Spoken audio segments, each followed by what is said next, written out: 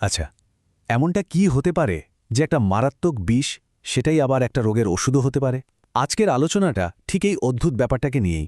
আমরা আর্সেনিকাম অ্যালবামের জগতে ডুব দেব আর দেখব হোমিওপ্যাথিতে ঠিক কিভাবে এই জিনিসটাকে ব্যাখ্যা করা হয়। আর আমাদের পুরো আলোচনার ভিত্তি হবে একটা নির্দিষ্ট বই। আমাদের এই পুরো আলোচনার গাইড হিসাবে থাকছে ডক্টর জহুরুল ইসলামের লেখা নেমনিক ম্যাটেরিয়া মেডিকা। তো আমরা যা কিছু বলবো সব এই বইটা থেকেই নেওয়া, যাতে আমরা পরিষ্কারভাবে বুঝতে পারি যে এই বিশেষ ফ্রেমওয়ার্কের মধ্যে থেকে পদার্থটাকে ঠিক কিভাবে দেখা হচ্ছে। তো সেই প্রশ্নটাতে আবার ফিরে আসি, একটা পরিচিত বিষ কি আসলেই একটা প্রতিকার হতে পারে? এই প্রশ্নের উত্তর খুঁজতে গেলেই কিন্তু আমাদের আর্সেনিকাম অ্যালবামের দুটো একেবারে বিপরীত চেহারাকে বুঝতে হবে। একদিকে এটা বিষ, আবার অন্যদিকে এটা একটা সম্ভাব্য ওষুধ। এই অদ্ভুত বৈপরীত্যটা বুঝতে হলে আমাদের একদম গোড়া থেকে শুরু করতে হবে। মানে প্রথমে জানতে হবে যে এই জিনিসটা আসলে কি। ঔষধ হিসেবে ভাবার আগে চলুন দেখি যৌগটা আসলে কি, মানে এর হোমিওপ্যাথিক পার্সোনালিটিটা কেমন। সেই গভীরে যাওয়ার আগে চলুন আগে রাসায়নিক পরিচয়টা একটু জেনে নিই, একদম বেসিক সায়েন্স। খুব সহজ করে বললে আর্সেনিকাম অ্যালবাম আসলে আর কিছুই না, এটা হলো আর্সেনিক ট্রাইঅক্সাইড। নামটা শুনলেই কেমন একটা অনুভূতি হয়, তাই না? এটা একটা মারাত্মক বিষাক্ত যৌগ, দেখতে সাদা গন্ধহীন পাউডারের মতো। মানে পুরনো দিনের গল্প বা সিনেমায় বিষের যে ছবিটা আমাদের মাথায় আসে, এটা ঠিক সেরকম। এর মূল বৈশিষ্ট্যগুলো কিন্তু খুব সোজাসাপটা। একটা নির্দিষ্ট রাসায়নিক ফর্মুলা আছে, দেখতে স্ফটিকের মতো। আর সবচেয়ে বড় কথা, এটা যে মারাত্মক বিষাক্ত সে ব্যাপারে কোনো সন্দেহ নেই। এই তথ্যগুলো একটু মাথায় রাখতে হবে, কারণ ঠিক এই জায়গাটা থেকেই গল্পটা একটা অদ্ভুত দিকে মোড় নিতে শুরু করবে। আচ্ছা, তো রসায়নের ল্যাব থেকে এবার আমরা বেরিয়ে সোজা চলে আসছি হোমিওপ্যাথির জগতে। আর এখানে কিন্তু কোনো পদার্থকে শুধু তার ফর্মুলা দিয়ে মাপা হয় না, এখানে তাকে চেনা হয় তার লক্ষণচিত্র বা সিমটম পিকচার দিয়ে। মানে বলতে পারেন প্রত্যেকটা প্রতিকারের যেন একটা নিজস্ব পার্সোনালিটি বা ব্যক্তিত্ব আছে। তাহলে প্রশ্ন হল, আর্সেনিকাম অ্যালবামের ব্যক্তিত্বটা ঠিক কেমন? এটা এমন একটা চিত্র যেখানে মন, আবেগ আর শরীর সবকিছু একসাথে জড়িয়ে আছে। চলুন এর মানসিক আর আবেগিক দিকটা দিয়েই শুরু করা যাক। আমরা যে বইটা ফলো করছি সেখানে এর মানসিক চিত্রটাকে মনে রাখার জন্য একটা চমৎকার নিমোনিক ব্যবহার করা হয়েছে, আর সেই শব্দটা হলো ফ্যাস্টিডিয়াস। এই একটা শব্দের মধ্যেই কিন্তু এর পুরো মনস্তাত্ত্বিক অবস্থাটা বোঝার চাবিকাঠি লুকিয়ে আছে। এই শব্দটার প্রত্যেকটা অক্ষরকে যদি আমরা ভাঙি, তাহলে একটা প্যাটার্ন খুব পরিষ্কার হয়ে যায়। এটা হলো গভীর উদ্বেগ আর অস্থিরতার একটা অবস্থা। মানে দুরারোগ্য ব্যাধির ভয়, একা থাকার ভয়, আর সবচেয়ে বড় কথা, সবকিছু একদম নিখুঁতভাবে গুছিয়ে রাখার একটা বাতিক। এটা কিন্তু শুধু পরিষ্কার পরিচ্ছন্ন থাকা নয়, এটা গোছানোর একটা তীব্র অবসেশন। জেমস টাইলার কেন্টের এই কথাটা শুনলে ব্যাপারটা আরও পরিষ্কার হবে। ঘরে জিনিসপত্র অগোছালো বা অপরিষ্কার থাকলে ঘুমাতে পারে না।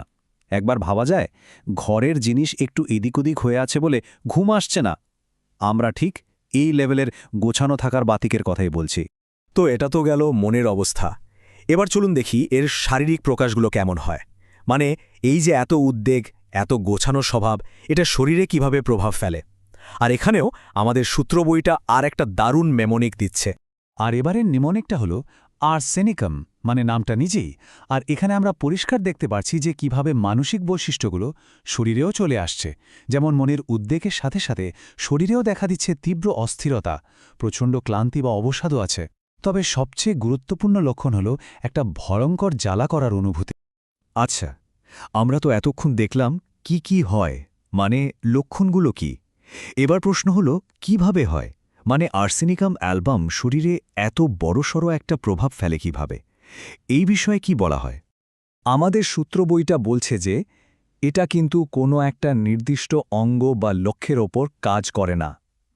বলা হয় এটা শরীরের অন্তত 10টা আলাদা আলাদা সিস্টেমের ওপর প্রভাব ফেলে। মানে নার্ভাস সিস্টেম থেকে শুরু করে রক্ত পর্যন্ত এর প্রভাবটা কিন্তু বিশাল। আর যে প্রভাবগুলোর কথা বলা হচ্ছে সেগুলো বেশ তীব্র, যেমন মিউকাস মেমব্রেন বা শ্লৈষ্মিক ঝিল্লিতে প্রদাহ, রক্তকণিকা ভেঙে যাওয়া, এমনকি হার্টের ওপরেও এর প্রভাবের কথা বলা আছে। এখান থেকেই পরিষ্কার বোঝা যায় যে এই পদার্থটা তার আসল রূপে কেন এত ভয়ঙ্কর একটা বিষ হিসাবে পরিচিত।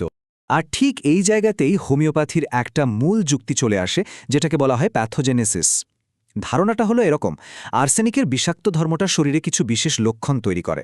যেমন একটা ক্লাসিক উদাহরণ হলো, এটা একজনকে প্রচণ্ড তৃষ্ণার্ত করে তুলতে পারে। কিন্তু যেই সে পানি খাবে সাথে সাথে বমি করে দেবে। তো হোমিওপ্যাথির যুক্তি অনুযায়ী এই একই ধরনের লক্ষণের চিকিৎসার জন্য তখন আর্সেনিকেরই একটা অতি লঘু করা রূপ ব্যবহার করা হয়।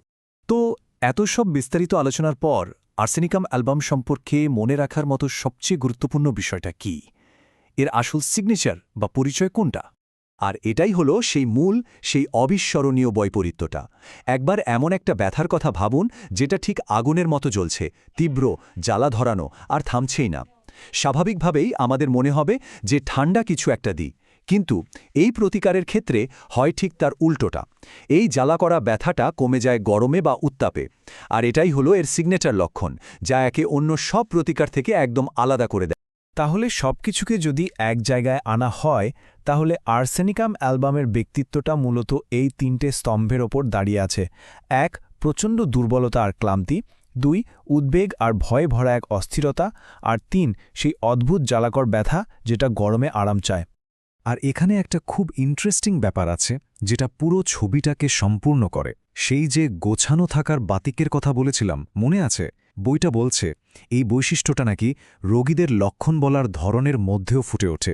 তারা নাকি খুব নিখুঁতভাবে খুঁটিয়ে খুঁটিয়ে তাদের কষ্টের কথা বলেন, যেন তাদের মন আর শরীর দুটোই একই গোছানো ভাষায় কথা বলছে। আর এই সবকিছু আমাদের একটা শেষ কিন্তু খুব গভীর প্রশ্নের সামনে এনে দাঁড় করায়। আর্সেনিক ট্রাই অক্সাইডের মতো একটা নিষ্প্রাণ রাসায়নিক বিষকে যখন এত বিস্তৃত একটা ব্যক্তিত্ব দেওয়া হয়, তখন এর মানেটা আসলে কি? একটা পদার্থকে যখন একটা চরিত্রের মতো করে দেখা হয়, যার নিজস্ব ভয়, উদ্বেগ আর অভ্যাস আছে, এই দৃষ্টিভঙ্গিটা হোমিওপ্যাথির মূল যুক্তি বা লজিক সম্পর্কে আমাদের ঠিক কী বলে?